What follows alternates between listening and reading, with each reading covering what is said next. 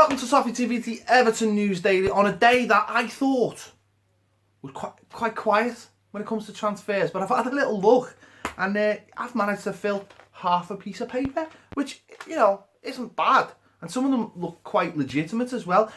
Let's start with David Hannon, a player that Everton brought in around the same time that they secured Romelu Lukaku at the club on a permanent deal.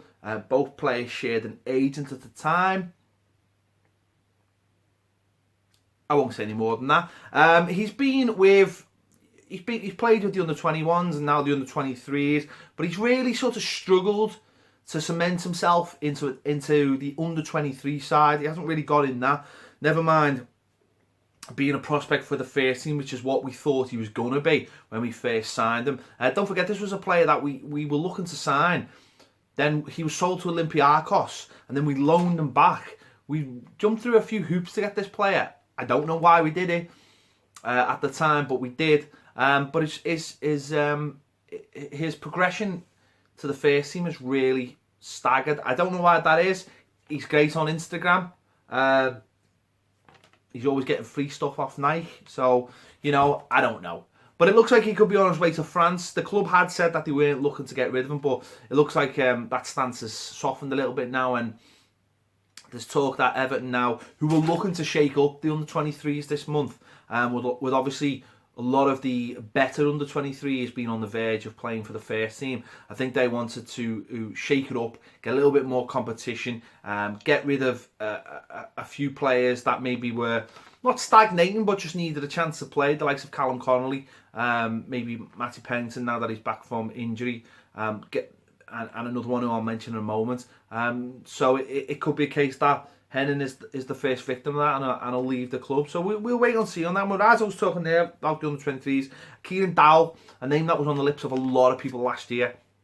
Him and Tom Davies were doing amazing things in the under-23s. He played a little bit pre-season, looked a little bit short physically to get into the first team. But fantastic player nonetheless. Probably just needs to bulk up a little bit, maybe go on loan, and that's what he's suggesting. He scored last night for the under-23s, but he's suggesting that it might be the right time for him to go on loan for the rest of the season, get a bit of first team action, a little bit like Liam Walsh did last season, and then start again next season ready for the first team, because he's certainly a good player. He scored some amazing goals certainly last season for the under-23s, so that could be his progression to the first team, because he looks a massive talent. So as I say, it looks like they are looking to shake that area up, and obviously there's been talk of strikers coming in. I think it was Hurst from Sheffield Wednesday. Another one that could be coming in, or Everton certainly linked with, is, but you're gonna have to abide me here, Toshin Adara Bayoyo. That'll do. Manchester City, under 19, 19. He's a centre back, 6'5" centre back. He is from Manchester. He played for the under 18s when he was 14 for Manchester City. There's a little bit of a contract dispute going on at the moment. So you think he's in the last 6 months of his contract, and Everton are looking to nip in there and try and get a deal for him, because obviously he's a big prospect. He's English.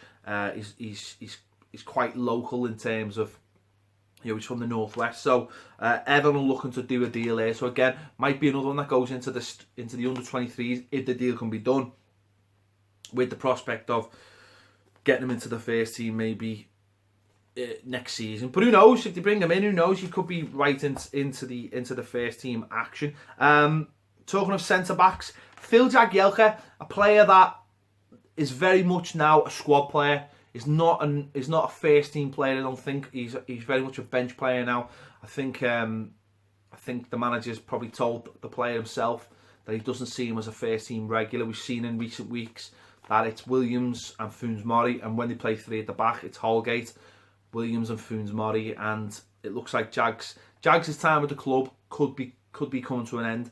David Moyes, who wanted him in the summer, and I would have sold him in the summer personally, when there was fees of around £3 million on the table for him. I probably would have let him go at the time, but obviously we never brought anyone in, so we were short, so that deal never happened.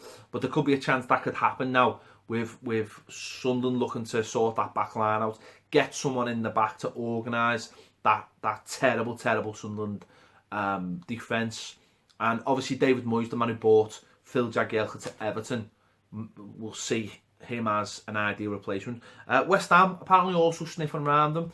Can't really see that at Phil Jagielka's age, but Sunderland might just suit him.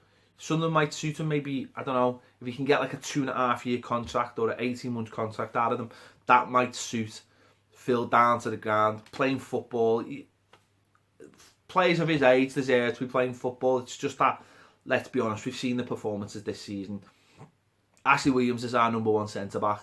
When you put the two together, it's calamitous. And, you know, you look back at the Chelsea game when we played the three of them, that was even more calamitous. So, could Phil Jagielka's time be coming to an end at Everton? Let me know what you think. Let me know what you think in the comments. Do you think it's the right time to let Phil go? Or would you not do it till we've brought someone else in? Or do you think that because we have got Holgate, we have got that extra centre-back in there that can shore that up? But I suppose when we play 3 at the back, we always need one on the bench. So let me know your thoughts on that one. Delph, obviously the big talking point yesterday, or basically the only talking point yesterday. There's talk in the media today, in the Italian media, that Milan say they want a decision today over Gerard Delph's future. They have been talking. They want him. He wants to move. Everton a little bit reluctant, according to this report, saying that Everton are trying to negotiate with Memphis Depay and try and get that deal done. Now, Manchester United have knocked back a deal from Lyon for 13 million. They want 20 million. I don't think Everton are going to go for 20 million. I just don't see it happening. They've spent big so far, but I don't think they're willing to throw that kind of money on a player who's pretty much failed at his time at Manchester United. They want him on loan to see what's best. Now, Man United might take the view that if he plays for us, he can hurt opponents. Mourinho's quite clever at that. He's quite clever at seeing that. He also might take the view that if he does have a good time at Everton, we will pay maybe more, maybe 20 to 25. You know, in the summer, if he goes to Lyon for I can't see Lyon paying 20 million. I just can't see it. I don't really think there's the money there in French football. PSG have got it. Marseille have now got it, I think. But I just don't know if Lyon could stretch to £20 million.